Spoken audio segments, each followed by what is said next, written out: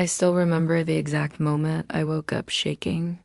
It was 3:17 a.m., the room pitch black except for the faint glow of my phone on the nightstand. My heart was pounding so hard I could feel it in my throat. I just see my dad, not in a photo or a memory, but right there, standing at the foot of my bed in his old navy jacket, the one he wore every Sunday. He looked exactly like he did before the cancer took him 3 years ago. Strong, serious, eyes full of that quiet love he never said out loud. He didn't smile. He didn't hug me. He just stared straight into my soul and said 5 words that chilled. Emmy to the bone. Don't wear that dress your sister gave you. That's it. No explanation. No love you. Just that warning, sharp and urgent, like he knew something I didn't. Then he faded, and I bolted upright, gasping. I tried to shake it off. Dreams are just dreams, right? My dad had been gone long. Time, grief plays tricks, but the dress, oh, the dress. It was hanging in my closet, still in the garment bag my sister Emily had handed me 2 weeks earlier with that big, perfect smile of hers. For your big night out, she'd said, hugging me tight. You deserve to feel beautiful, sis. After everything you've been through, everything. She meant the divorce, the loneliness, the way I'd been rebuilding my life piece by piece. Emily had been my rocker, so I thought. She was the one who called every day, brought soup when I was sick, helped me pick out new curtains for the empty house. She was younger by 4 years, always the golden child, the one Dad doted on most.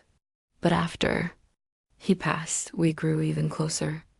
Or that's what I told myself. The dress was stunning deep emerald silk, fitted in all the right places, the kind of thing I'd never buy for myself.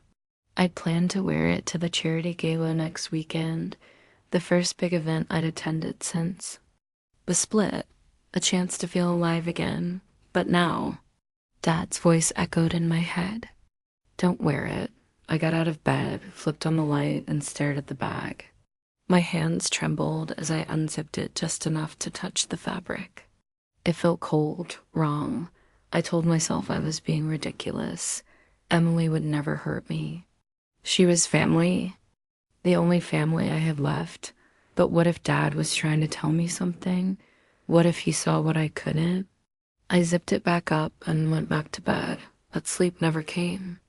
The next morning, I called Emily. Hey, about that dress. It's gorgeous, but I'm not sure it's my color. She laughed, light and easy. Nonsense. Try it on. You'll see. Trust me. Trust me.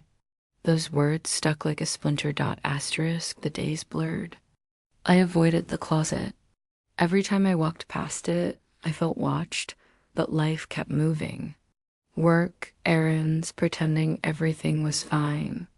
Then came the day I couldn't ignore it anymore. The gala was tomorrow. I had nothing else to wear that felt special. So, heart racing, I pulled the dress out. I slipped it on in front of the mirror. It fit like it was made for me. Too perfect. I turned, admiring the way it caught the light. And that's when I noticed something odd. A tiny, almost invisible seam along the inner lining at the back, near the zipper. It looked all altered, like someone had opened it and stitched it shut again. Curiosity turned to dread. I grabbed scissors from the drawer, small, careful cuts, and opened the seam. Inside, tucked between the lining and the silk, was a small plastic pouch, clear. Inside it, a tiny camera lens, a battery, wires so thin they looked like threads. A hidden recording device. Pointing right at my knees buckled. I sank to the floor, the dress pooling around me like spilled poison. Emily, my sister, she'd given me a dress wired to spy on me. Why? How long? The questions crashed over me like waves. I thought back. The gifts she'd brought over the months, candles for the living room, a new throw blanket, even a framed photo of us as kids. Had those been rigged too? Had she been watching me grieve, cry, rebuild? Alone My own home? The betrayal burned deeper than anything I'd felt before. Not just spying, invading, controlling. I remembered her questions. Any new dates? How's the house feel now? Always so interested. Always pushing. I called her that night, voice steady, even though I was breaking inside. I found something in the dress. Care to explain? Silence. Then a small laugh, nervous. What? Oh, that. It's just a tag thing. A joke. Come on, sis. A joke. The word made me sick. I hung up. Then I did what any shattered woman would do. I started digging. Old texts, photos, bank statements she'd helped me with after Dad died. And there it was, transfers. Small at first, then bigger. Money moving from my account to hers. She'd had access when I was grieving, too numb to notice. Thousands. For what? Her new car? Vacations she posted about while I struggled. The pain turned to rage. Quiet rage. The kind that sharpens everything. But I didn't scream. I didn't confront. I waited to asterisk the gala was my moment. I didn't wear the dress. Instead, I wore black, simple, elegant, powerful. I took the wired one in a box and brought it with me. Emily was there, of course. She'd RSVP'd as my plus one. Smiling, hugging people, playing the perfect sister. When she saw me, her eyes flicked to my outfit. Where's the dress? I smiled back. Calm. I decided it wasn't right for me. Later, when the crowd thinned, I pulled her aside into a quiet hallway. I handed her the box. Open it. She did. Her face drained of color when she saw the camera, now disconnected, wires exposed. I know everything, I said softly. The money, the spying, the lies. She stammered. It wasn't like that. I was protecting you. You were so lost after Dad. Protecting? My voice cracked, but I held it together. You stole from me. You watched me when I was most vulnerable.